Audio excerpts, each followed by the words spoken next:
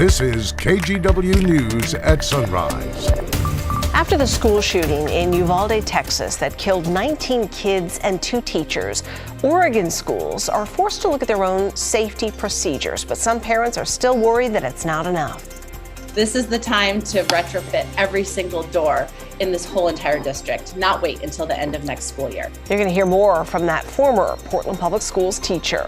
A homeless camp in Southeast Portland is causing a growing list of problems for residents in the area. Now some of those neighbors say they have no choice but to find a new place to live. Also this morning, I stand before you with the People's Choice Trophy for the Milk Carton Boat Race, which comes back to Southeast Portland this weekend. Brendan, Nina, and Rodney, would you believe me if I told you this trophy weighs 552 pounds? Yes. It feels that way anyway on this Tuesday morning. Hey, Eric, go away from me. Show something else, Eric, so I can put this down. That there, my friends, is a milk carton boat. And we are going to get into one of those boats, and we're going to do some paddling this morning as we get ready for the races. Yes. All that coming up, thankfully, someone just took that trophy off my shoulder. I'm free, Eric. I've been relieved of my weightlifting duties.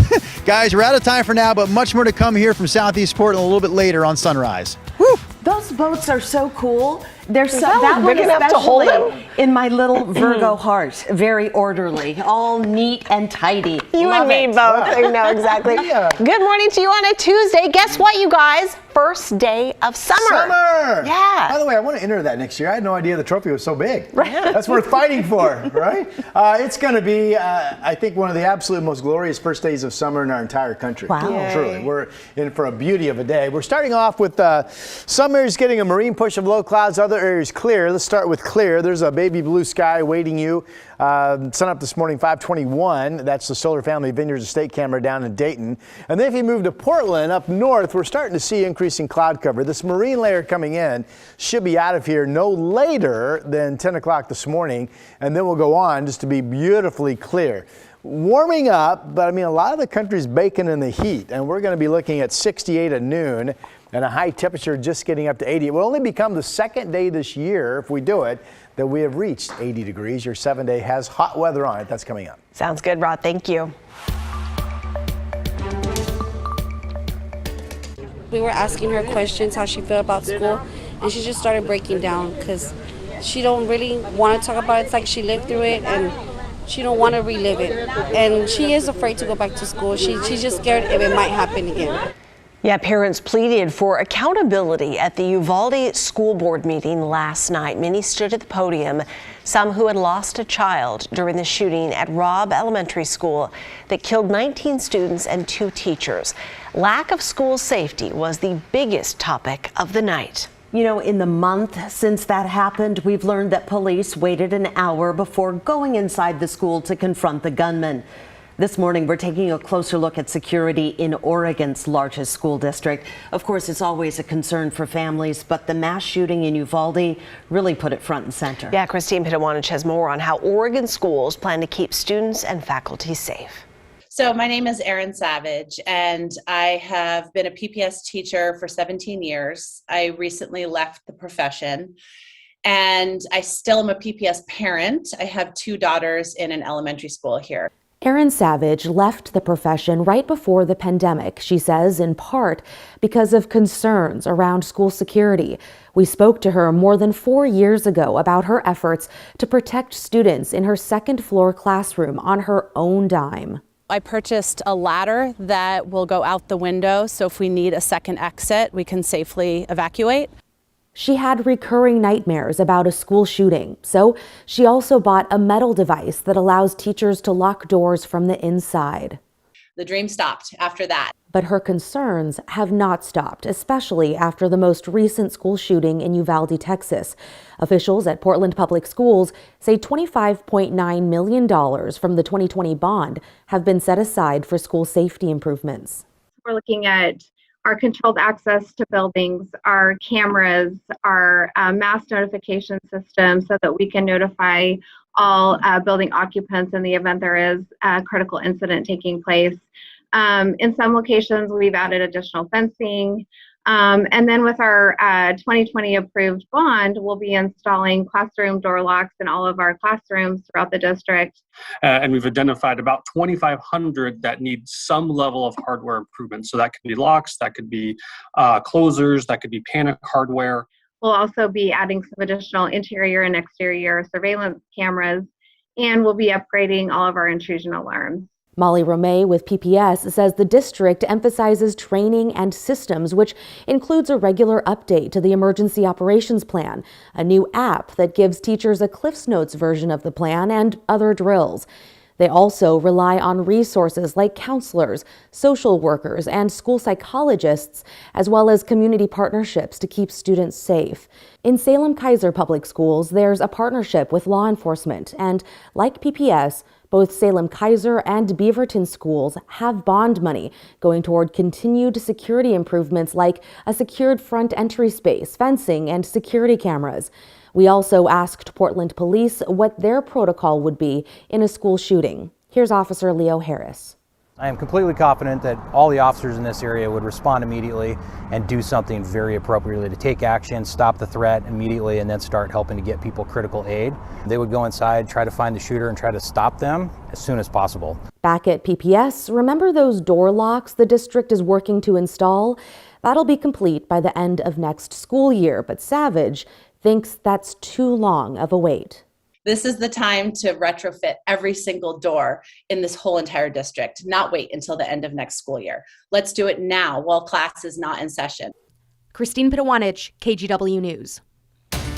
Now to some of the other headlines on your Tuesday morning. Portland police are investigating a shooting in Old Town outside CC Slaughter's nightclub. Someone shot into a car near Northwest Davis yesterday morning, hitting a passenger. That person went to the hospital but will recover. The people in the car say they don't know who shot at them or why. There were other reports of gunfire in the area, and officers say it could be connected to the Old Town shooting. So far, though, no one has been arrested. Portland police also investigating a homicide that happened in the Roseway neighborhood right near McDaniel High School. A man was found dead at Northeast 81st and Klickitat yesterday afternoon. No word yet how he died or who killed him. Anyone with information is asked to call Portland police. And Portland firefighters rescued 6 people from the Willamette River yesterday. They fell into the water when a gangway collapsed. This happened on private property near Northwest Marina Way. Investigators don't know yet why the walkway failed, but they say no one was hurt. And those are some of your morning headlines. Now to Portland's homeless crisis and the ongoing struggle between those living on the streets and the neighborhoods that they camp in. It is one of the top issues that angers and frustrates renters and homeowners. Blair Best heard from 2 people who live in Southeast Portland at 33rd and Powell, and they are so frustrated over problems at a nearby camp. One is moving away, the other is considering it. We live in a war zone basically, and like there's nothing I can do. City crews clean up debris from a fire that broke out at the Southeast Portland tent site last week. Houseless tent fires have happened more in the recent history. So far this month, Portland Fire and Rescue has responded to 74 fires, 20 of them at homeless tent sites like this. Anytime a fire can extend is dangerous to all the neighborhoods. But this fire is just the latest in a recent string of unsettling events involving this camp. Except for the murder in this probably takes second place for the crazy stuff that's been going on. Sarah Coles has lived across the street from the site for the past 2 years. As a female single woman living on the bottom floor, it's completely unnerving. She keeps her doors and windows locked at all times and doesn't leave her home at night. It all started when she first moved in and a shooting killed one of the campers. So what happened is there were 5 different shots, and one skimmed over a neighbor's car. Another went right through her living room. You can see how it just kind of blew through there.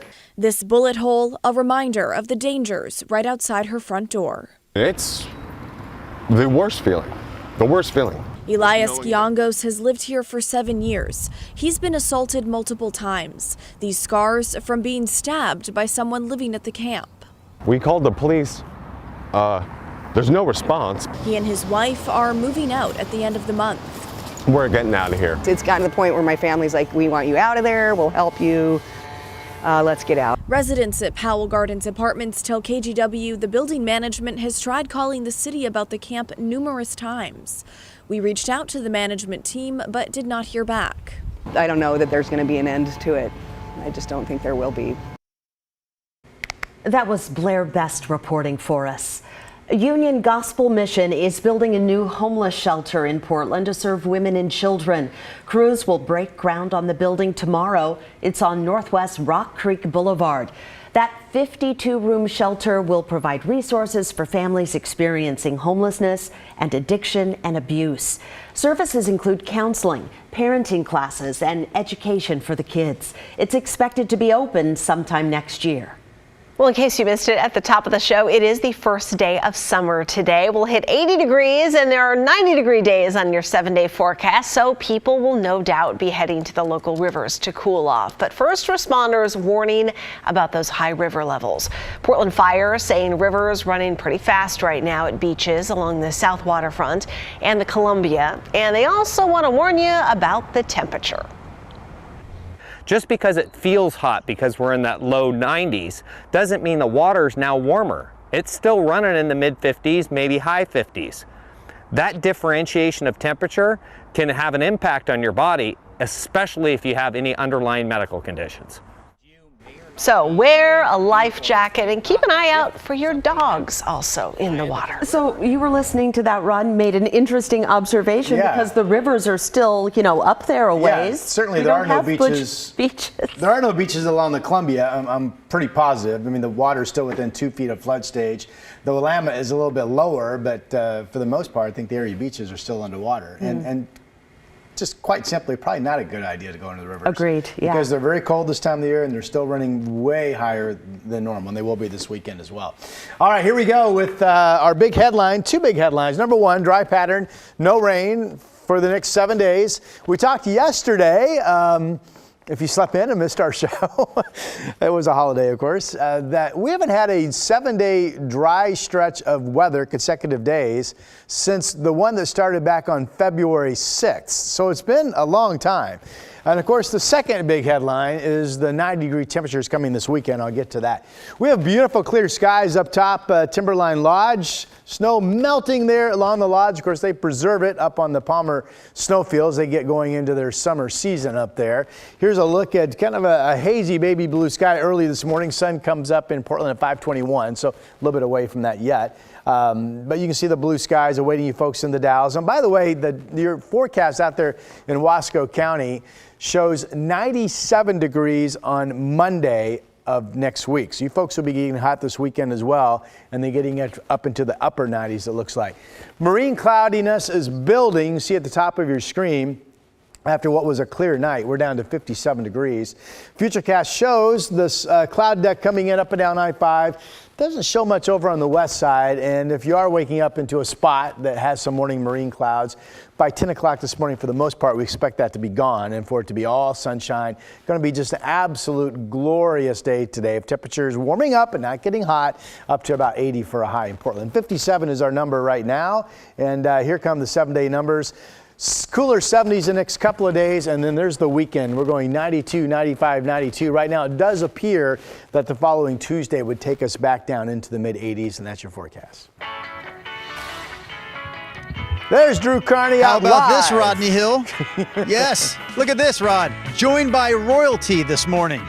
We have the Oregon Dairy Princess Ambassador with us, helping us get ready for an annual event that is coming back this year after 2 years off. We're talking about the Royal Rosarians Milk Carton Boat Race happening right here where we stand on Sunday. That is a closer look at a milk carton boat, and we're going to give it a test ride this morning. Milk Carton Boat Races coming up next on Sunrise.